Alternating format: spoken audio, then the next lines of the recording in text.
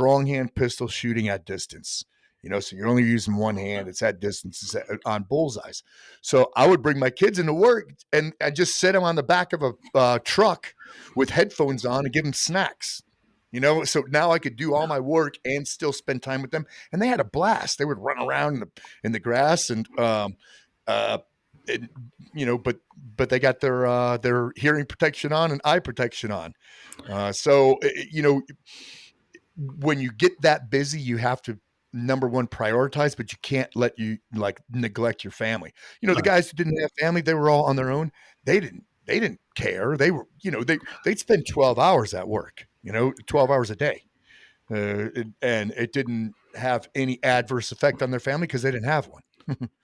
Think of the epic stories they're telling their pals as well. Like, Right. what did you do at school? Well, wait. So I love how like the passion you have in these interviews, because you're always just like so full of like power and fury, but controlled, and you're always looking to help people better themselves. And you talked about, where is it? It's attitude, aptitude, and a desire to become the best we can be. How do we start imparting that into us to become disciplined, to actually get off the couch and move our arses and get chasing our dreams, do you think? I think we need to be inspired, right? A lot of us need to be inspired. We need like a mentor or something. And you know what happened? For some reason, I found myself in that position, right? I'm the one who offers inspiration, but I get inspired from other people as well. But with this footprint on social media, I realized reading like the comments that guys are saying, thank you for getting me off the couch. And you just said that. How do we get ourselves off the couch? But it's time and time again where people will say, hey, thank you. I was going to sit on my ass today, but I'm going to go work out. I'm going to go freaking build a shed or whatever it is, because I saw basic dude stuff. I'm going to learn some knots today. I'm going to teach my kid how to go fishing. I'm going to buy a heavy bag and start to learn how to throw my fists.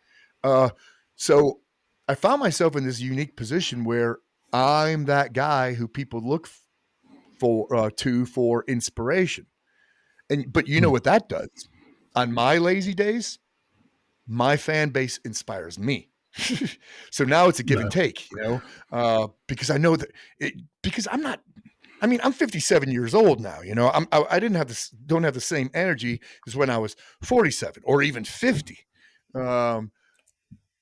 So on those days when I don't feel like doing shit, I have to remember people are counting on me. They are counting on me. So I always thank my fan base for that. I'm like, man, I'm so glad I have you because you need inspiration from me, but you are motivating me to get off of my ass because you are counting on me to inspire you.